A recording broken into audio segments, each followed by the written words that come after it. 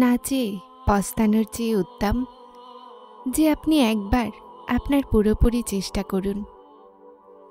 কখন কি হয়ে যায় কেউ জানে না। মর্জি তো সমস্ত আল্লাহর। আল্লাহ বলেন, আর আল্লাহ যাকে চান বিজয় দান করেন। ইউসুফ আলাইসাল্লাম শৈশবে একটা স্বপ্নে দেখেছিলেন, যা কত বছর পরে বাস্তব হয়েছিল। সেই স্বপ্ন তো খুব সুন্দর ছিল, কিন্তু সেটার তাবির না জানি কতটা কষ্ট আর কত সবরের পরে হয়েছিল। তুমিও একটা স্বপ্ন দেখেছ, তুমিও এখন কষ্টের মধ্য দিয়ে অতিক্রম করছ, কিন্তু বিশ্বাস রাখো, তোমার রবও তিনি, যিনি ইউসুফ আলাইহিসসালামের রব।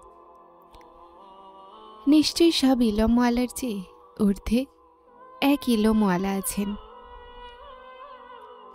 আল্লাহর কথা শুনতে গিয়ে মানুষকে ভয় পাবেন না, কেননা মানুষ আপনার কোনো কিছুই বিগড়াতে পারবে না। কষ্ট আর শান্তি শুধু আর শুধু আল্লাহর ইখতিয়ার আর কবজায় আছে। আর যদি তিনি কারোর ওপরে তার দয়া করতে চান, তো কারো ক্ষমতা নেই যে সেই মানুষকে আল্লাহর সেই দয়া পাওয়া থেকে আটকাতে পারে। মানুষ আপনাকে ফেলে দেওয়ার পরিকল্পনা অবশ্যই বানাতে পারেন, কিন্তু সেই পরিকল্পনা ততক্ষণ কামিয়াব হতে পারবে না যতক্ষণ না আল্লাহর হুকুম হয়।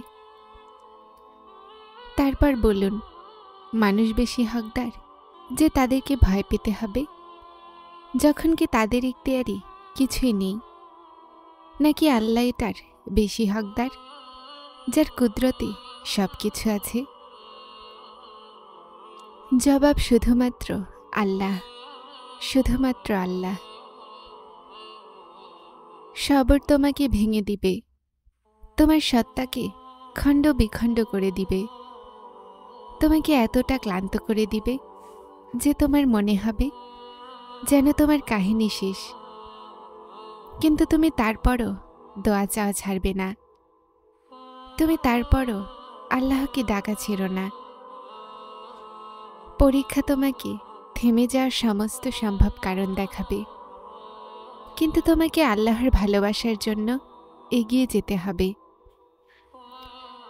তোমার আল্লাহর ওয়াদাকে মনে রাখতে হবে।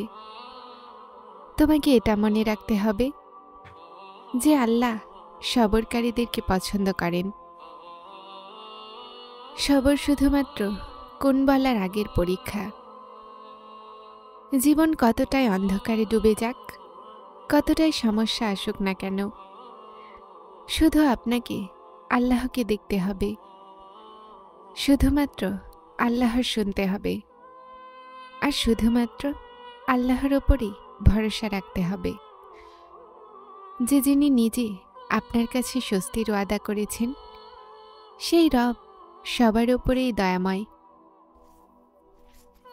একদিন দেখে নিও, তুমি নিজেই হাসতে হাসতে বলবে যে মহান আল্লাহ তাআলা আমার দোয়া এমনভাবে কবুল করেছেন যা আমি কখনো ভাবিনি।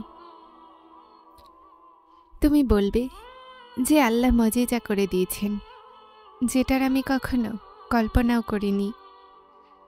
আর দেখে নিও যে এটা বলতে গিয়ে চোখগুলো অশ্রুসিক্ত হবে, আর তোমার অন্তর, যা এত সবর করতেও ক্লান্ত হয়ে গিয়েছিল, এখন সেটা প্রশান্ত হবে। আল্লাহ বলেন, শীঘ্রই তোমাকে তোমার রব এতটা দিবেন যে তুমি খুশি হয়ে যাবে।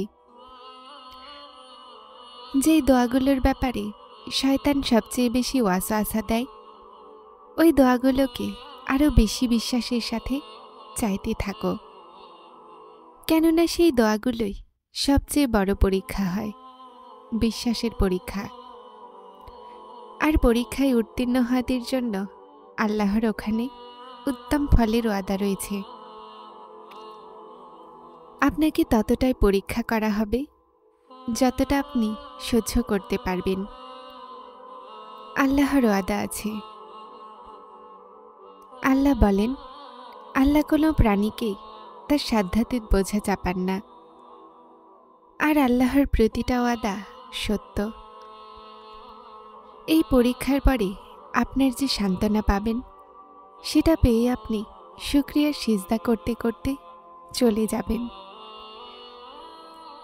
কোরআন পড়া আর বোঝাতে জীবনের পরীক্ষা শেষ হয় না, কিন্তু কোরআন আমাদেরকে ওই পরীক্ষা থেকে পরিত্রাণ পেতে অবশ্যই শিখিয়ে দেয়। জীবন আলো আর অন্ধকারের হাতছানি। যেমন প্রতিটা কষ্টের সাথে রয়েছে স্বস্তি, আর কোরআন আমাদের জীবনের অন্ধকারে সেই আলো, যা আমাদেরকে অন্ধকারে কখনোই হারিয়ে যেতে দিবে না। কোরআন আমাদের কঠিন সময়ে সেই স্বস্তি, আমাদেরকে আমাদের রবের উপরে তাওয়াক্কুল ভাঙতে দেয় না। আমরা কতটাই দূর কেন চলে না যাই, কিন্তু কোরআন আমাদেরকে সবসময় নিজের রবের দিকে পুনরায় ফিরিয়ে আনবে। এটা আমাদের কখনোই পথভ্রষ্ট হতে দিবে না। আল্লাহ বলেন, নিশ্চয় কোরআন সেই রাস্তা দেখায় যা সবচেয়ে সরল। আল্লাহর ওপরে ছেড়ে দেয়া সমস্যাগুলোর এতটা চিন্তিত হতে নেই। উনি সক্ষম, উনি নিজের কাজ সম্পন্ন করেই ছাড়েন। কবুলিয়তের ওয়াদা করেছেন, তো তিনি পূরণও করবেন। তুমি তোমার কাজ করা অর্থাৎ বিশ্বাস আর আল্লাহর সাহায্য চাও। তিনি তোমার আল্লাহ। তুমি বিশ্বাস করো, তিনি তোমার অন্তরে লুকিয়ে থাকা কথাকেও তোমার থেকে ভালো জানেন। উনি তোমার দোয়াগুলোকে শোনেন। উনি মনের সমস্ত কথাগুলো যা তুমি আল্লাহকে তোমার বন্ধু ভেবে বলো, উনি খুব ভালোবাসা নিয়ে সেই কথাগুলোকে শোনেন। সেই সমস্ত দোয়াগুলো যা তুমি আল্লাহর কাছে চেয়ে রেখেছ, উনি সেই সব কিছু শুনেছেন। উনি সব কিছু সামলে রেখেছেন একটা উত্তম সময়ের জন্য।